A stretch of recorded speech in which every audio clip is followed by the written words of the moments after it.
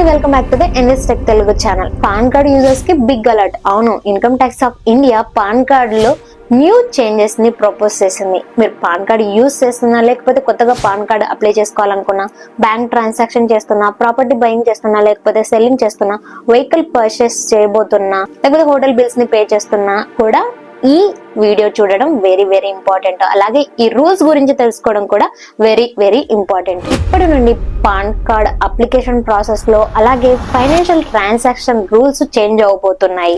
ఎందుకంటే income tax department official pan application website లోని revised income tax rules 2026 ని update చేశారు. ఇప్పటి నుండి పాన్ కార్డ్ అప్లికేషన్ కి ఆధార్ ఒకటే సరిపోదు.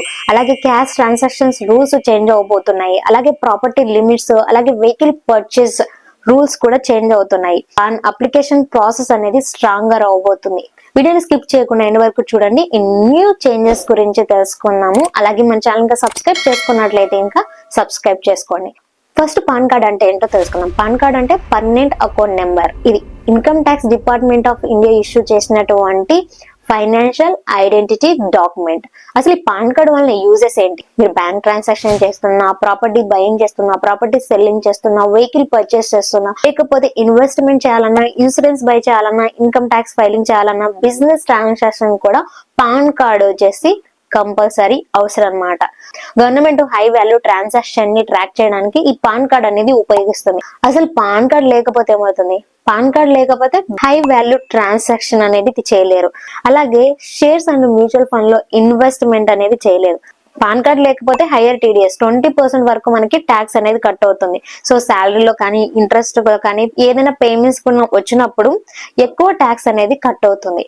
అలాగే ఇల్లు కొనడం కానీ, కార్ కొనడం కానీ, పెద్ద అమౌంట్ తో కూడుకున్నటువంటి ఏవైనా వస్తువులు కొనడం కానీ డిఫికల్ట్ అవుతుంది అనమాట. So loan and credit card కూడా రిజెక్ట్స్ అయిపోతాయి. మీరు ఏదైనా పెద్ద మొత్తంలో లోన్ తీసుకోవాలన్నా, లేకపోతే క్రెడిట్ కార్డ్ తీసుకోవాలనుకున్నా అవి కూడా రిజెక్ట్ అయ్యే ఛాన్స్ ఉంటుంది అనమాట. మరి న్యూ పాన్ రూల్స్ ఏంటో చూసుకున్నట్లయితే ఫస్ట్ చేంజ్ వచ్చేసి పాన్ అప్లికేషన్ ప్రాసెస్ లో చేంజెస్ తీసుకొచ్చారు. సో ఇది అఫీషియల్ వెబ్సైట్ లోనే మెన్షన్ చేసినటువంటి ఇంపార్టెంట్ చేంజ్ అనమాట. ప్రోటీన్ ఈ గవర్నమెంట్ టెక్నాలజీస్ పాన్ పోర్టల్ లో క్లియర్ గా మెన్షన్ చేశారు. Aadhaar will not be accepted as a proof of date of birth. అంటే పాన్ అప్లై చేసే ముందు ఆధార్ ఒక్కటే డేట్ ఆఫ్ బర్త్ కి ప్రూఫ్ గా సరిపోదు. సో దీంతో పాటు ఎక్స్ట్రా డాక్యుమెంట్స్ కూడా మీరు సబ్మిట్ చేయాల్సి ఉంటుంది అంటున్నారు. సపరేట్ డాక్యుమెంట్స్ కనుక చూసుకున్నట్లయితే బర్త్ సర్టిఫికేట్ కానీ, పాస్పోర్ట్ కానీ, డ్రైవింగ్ లైసెన్స్ కానీ, ఓటర్ ఐడి కానీ, 10th క్లాస్ మార్క్ షీట్ కానీ ఎక్స్ట్రాగా సబ్మిట్ చేయాలంటున్నారు. ముందుకు ఆధార్ లో ఉండేటువంటి డేట్ ఆఫ్ బర్త్ సరిపోయేది, కానీ ఇప్పుడు సపరేట్ గా date of birth proof compulsory చేశారు. అందుకే ఇప్పటి నుండి పాన్ కార్డ్ అప్లై చేయడానికి ముందుగా బర్త్ సర్టిఫికేట్ కానీ, లేకపోతే 10th సర్టిఫికేట్ కానీ రెడీగా పెట్టుకోండి. అలాగే change number 2, cash deposit and withdrawals rules లో చేంజెస్. సో ఇది కామన్ పీపుల్ కి గుడ్ న్యూస్ అని చెప్పవచ్చు. ఇంతకు ముందుకు 50,000 రూపీస్ డిపాజిట్ చేసినా కూడా పాన్ కార్డ్ కంపల్సరీ, కానీ ఇప్పుడు న్యూ ప్రపోజ్డ్ రూల్స్ ప్రకారం ఈ లిమిట్ ని ఇంక్రీజ్ చేశారు. Yearly total transactions 10 lakhs rupees లేదా అంతకంటే ఎక్కువ చేసినట్లయితేనే పాన్ కార్డ్ ని కంపల్సరీ చేశారు. అంటే ఇక్కడ గవర్నమెంట్ డైలీ ట్రాన్సాక్షన్ కంటే ఇయర్లీ హై వాల్యూ ట్రాన్సాక్షన్ పైన ఫోకస్ చేసింది. అంటే ఇక్కడ స్మాల్ డిపాజిట్స్ కానీ, స్మాల్ ట్రాన్సాక్షన్ కానీ ఇటువంటి పాన్ కార్డ్ అవసరం లేదు.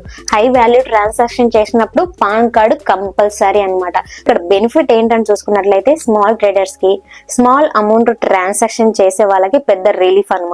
అంటే వీళ్ళకి డైలీ బ్యాంక్ ప్రెజర్ అనేది తగ్గుతుంది. అలాగే థర్డ్ చేంజ్, మీరు ప్రాపర్టీ బై చేయాలనుకున్నా, లేకపోతే ప్రాపర్టీని సెల్ చేయాలనుకున్నా, లేకపోతే గిఫ్ట్ గా ఇవ్వాలనుకున్నా చేంజ్ గురించి తెలుసుకోవడం ఇంపార్టెంట్. సో ఇంతకు ముందుకు ఏదైనా ప్రాపర్టీ 10 లక్షలు లేదా అంతకంటే ఎక్కువ బయింగ్ లేదా సెల్లింగ్ చేస్తే పాన్ కార్డు కంపల్సరీ ఉండేది. కానీ ఇక్కడ థ్రెషోల్డ్ లిమిట్ ని ఇంక్రీజ్ చేశారు. ఈ 10 లక్షలని 20 lakhs రూపీస్ కి పెంచామనేసి ప్రపోజల్ 2026 లో మెన్షన్ చేశారు. అంటే ఇప్పుడు ఏదైనా ప్రాపర్టీ 20 lakhs బిలో ఉన్నట్లయితే, so property buying are selling 20 lakhs below ఉన్నట్లయితే పాన్ కార్డ్ అంత కంపల్సరీ కాకపోవచ్చు. అంటే 20 lakhs పైగా ప్రాపర్టీ వాల్యూ ఉంటే పాన్ కార్డ్ మ్యాండేటరీ. ఇక్కడ బయ్యర్ అండ్ సెల్లర్ ఇద్దరు పాన్ కార్డ్ ఇవ్వాల్సి ఉంటుందన్నమాట. ఇప్పటి నుండి గవర్నమెంట్ బిగ్ ప్రాపర్టీ ట్రాన్సాక్షన్ ని ట్రాక్ చేస్తుంది అనమాట. అంటే స్మాల్ బయర్స్ కి పెద్ద రిలీఫ్ అనే చెప్పవచ్చు. అలాగే 4th వచ్చేసి వెహికల్ పర్చేస్ రూల్.